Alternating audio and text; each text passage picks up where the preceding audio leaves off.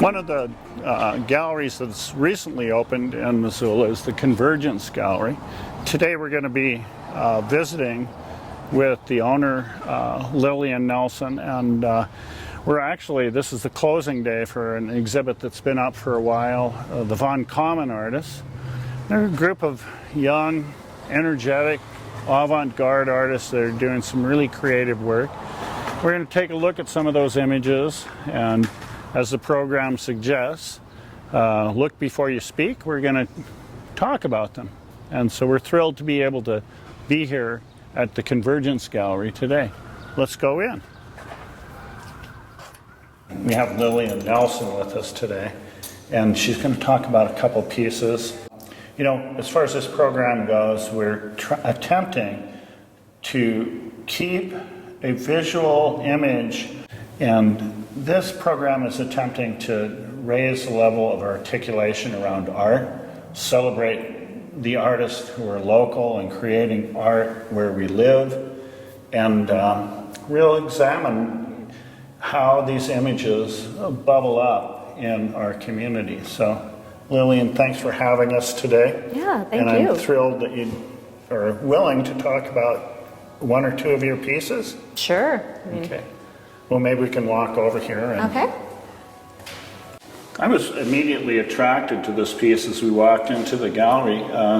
There's a lot going on in here. Yes. And can you talk a little bit about this? Okay, well, the piece is entitled Give Me Your Least of These. Fairly obvious it was inspired by the Syrian gas attacks back in, was it April, I believe?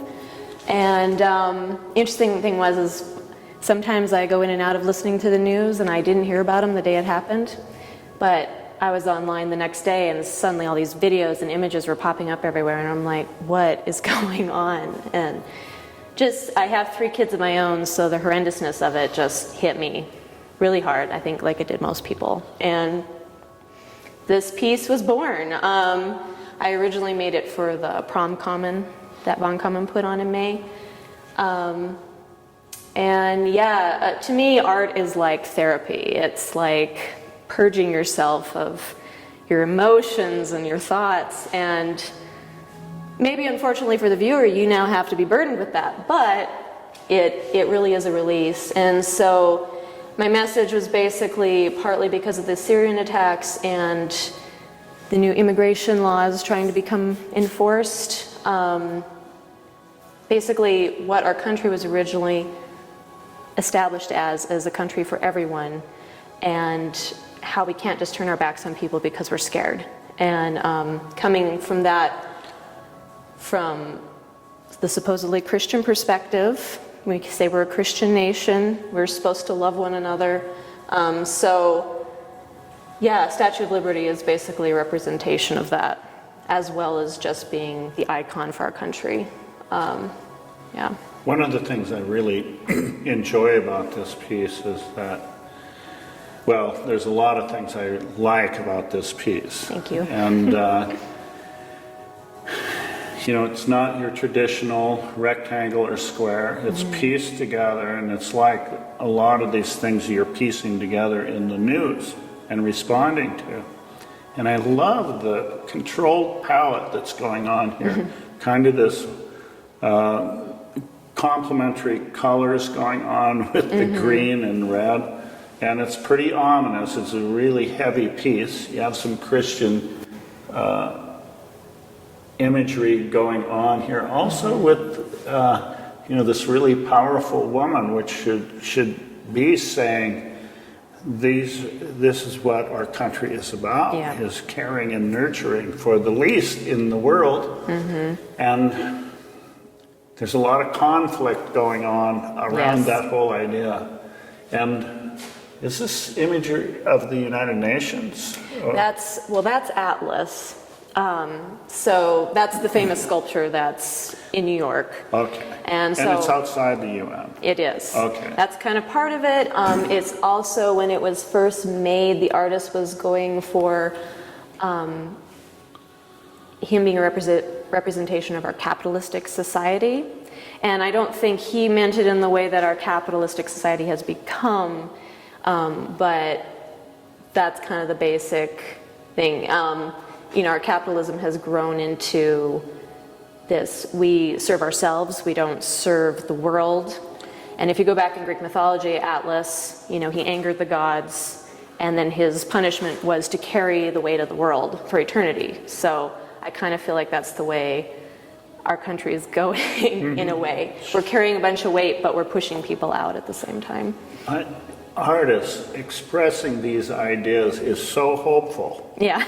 No, I'm serious. Right. And another thing I really want to mention, I don't want to sidetrack from the message, which is really powerful, but this triangular, there's kind of a couple triangular things going on, and I think it's really successful as a composition.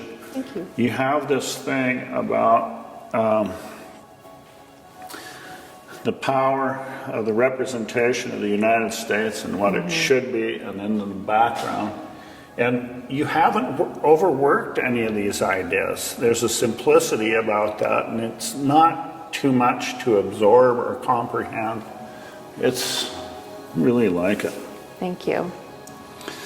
So, would you mind talking about another work of yours? Sure. Okay, Yep. let's wander over to the other side of the gallery. And how long have you been part of Uncommon? Just since past October. So yeah. Did you, has this been your approach traditionally to take pieces and assemble them? I started doing this about 4 years ago. Well, basically after I finished school, I kind of took a lot of time off, had kids, you know, and didn't do much with art. And when I jumped back into it, for some reason, I really wanted to paint on wood, raw wood. And I don't know why, but I just wanted to take a bunch of bits and pieces and put them together and make one image out of them. One of the things that comes through with that is that it reminds me, well, it's the ritual of art, the ritual in the same way that maybe we're taking paint and daubing it on. It's additive. Yeah. And I would consider these almost assemblages in some ways. And that you're also, there's this message in it that you're assembling ideas. Yeah. And you're pulling ideas together. Oftentimes when people do that, sometimes they can't stop. And I think that where these seem really successful to me is that you've limited, you know when to stop. Okay, And they feel I hope so. Well, yeah, but I mean, you probably have seen this in work where people can't stop and their ideas are way too much. So, but can you talk about the message in this work? Right. Well, this one was kind of interesting because I had a basic feeling in my mind of where I wanted to go with it, and then I found the quote later from Emerson that summed it up perfectly, which was weird because I was like, oh yeah, that's what I was going for. But the basic idea was, you know, when you're out in nature, for some reason you feel that sort of oneness with nature, like you're a part of something bigger than yourself. And in the quote, he even brings up, you become this giant eye that just takes in everything and immerses everything, and you are one with everything. You are part of God and everything. So that's basically what I was trying to do in a kind of surreal manner. So. You're not alone. Yeah, right. And there's also a visual artist, his name is James Turrell, and he develops this whole concept and idea of the eyeball on the universe. And so when you walk inside James Turrell's sculpture, which this reminds me a lot of staring out the pupil into the universe, is controlling the light.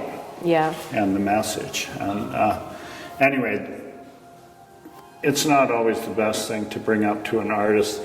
It reminds me of another artist, but there's this reference to Emerson, and it totally makes sense. Yeah, so, thank you.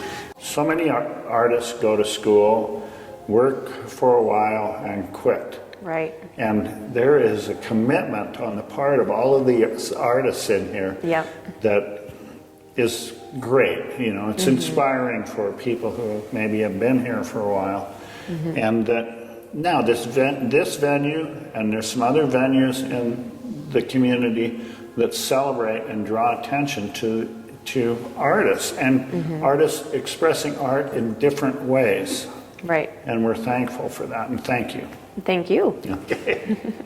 The next artist we're going to speak about or look at her work is Lady Pajama, and that is her artist persona. Yes. And she's really an interesting artist because she's been at this quite a while, and her language is one that kind of flies in the face of the academy.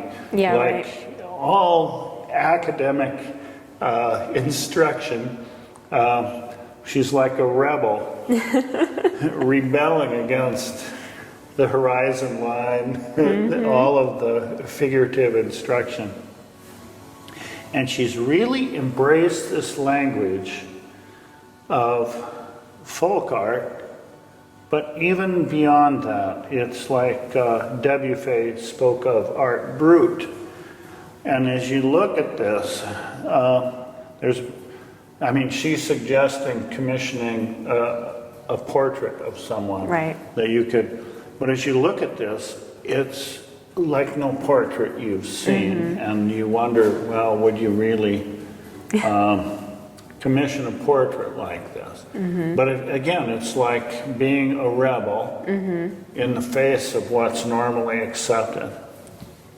I think she's really a mature artist and really developed in the language that she's using related to folk art, naive, and actually art brut.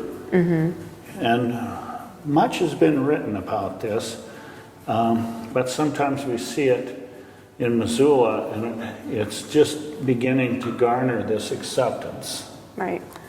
And this is a collage painting, mixed media. She's using a lot of popular images. She's using antique, older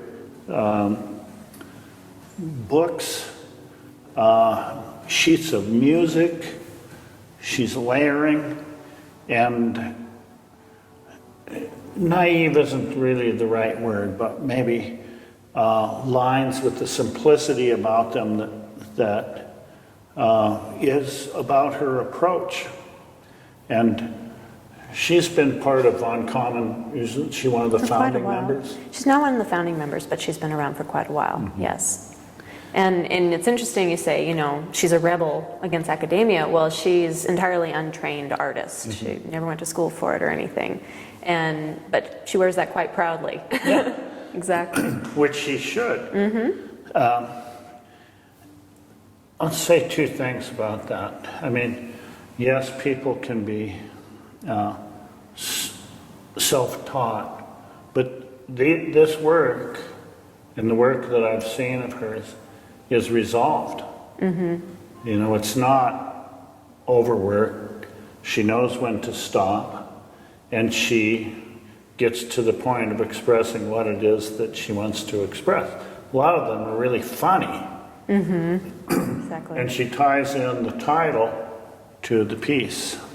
So, and you know, it's kind of in your face funny, suggesting, wouldn't you want a portrait like this of someone you know? Yeah. You know? And I think that's really sincere. And, you know, I interpret it as really sincere. So, anyway, another Von Common artist who's been at it for a long time. Exactly. So, maybe we can look at another artist. Sure. Okay. I'm going to swing over here. Yeah. This is one piece in the show by Alicia Hartise. She's one of my favorite ceramicists in Missoula right now. She just graduated a little over a year ago, I believe, from the U of M. And Alicia's work, it always has the interesting quality of when visitors come in and look at it, they either immediately think, oh, that's adorable, or they're terrified by it. There is definitely, she likes to say, you know, kind of creepy imagery, but it's for the purpose. Most of the goal of her work is she's addressing childhood abuse through the symbolism and metaphor of dressing children in these suits, these kind of protective suits, and the animals are usually metaphors for different types of childhood abuse. So, like I said, when it's interesting to see different visitors react different ways, and I wonder if that brings certain things of their own past, and that's kind of what she's going for. It's certainly beautifully done. Yes. I mean, the surface is fantastic. Mm-hmm. Yeah, her glazing techniques, just the texture, everything. How does she do this? Do you know? I don't know the specific method, no. Well, I sneak back to her studio once in a while and admire what she's doing. Well, it's very, you walk in and, you know, I was attracted to this and looking at it, and, you know, there's this sophistication about what she's done with the surface. And it's very doll-like. But, you know, there is a darkness that comes out in the piece, and it's almost, you know, you look at the eyes and it feels almost sinister. And, you know, so there's a lot of interesting things and opposites colliding in this piece. Yes. So, can we look at another piece, or? Yeah, did you want another of hers or a different artist? Let's Okay, look at well, another work of hers. Let's look at the little guys we have up here. Okay, that's great. These are really fun. She's been starting to do these smaller figures too. Empty costumes? Yeah. Vacated costumes Yeah, it's like, of childhood? Or? Yeah, I kind of think of them as what's left over after you've grown up. I mean, that's my own personal interpretation. Left behind. Left behind, what's left behind, the innocence that's been lost perhaps, but you know, once again, they do kind of have an adorable factor to them, but there's nobody in there. So she had a quote that went with it. I forget who the quote was by, but it's the titles. It goes, ever tried, ever failed, no matter, try again, fail again, fail better. So. One of the things that comes through in these, again, just like the other figure that we just looked at, is combining opposites. You know, they're figurative, yet there's actually nothing living. Right. And so they suggest, and the titles suggest something living and something not living, or an emptiness, a shell, and they're really wonderful. And the surfaces are really great too. She's done a great job with those. So, well, we'll see. I just want to encourage people to come to the Convergence Gallery and check out the work. Lilian's been really gracious in having us today and looking at a lot of the work. And just encourage people to come out, visit the galleries, celebrate the local artists, celebrate these people that are bringing so many important ideas into our lives. And they're practicing with rituals that they're doing over and over and over again. So I encourage you to please come out, and thank you for tuning in to look before you speak today. Thank you very much.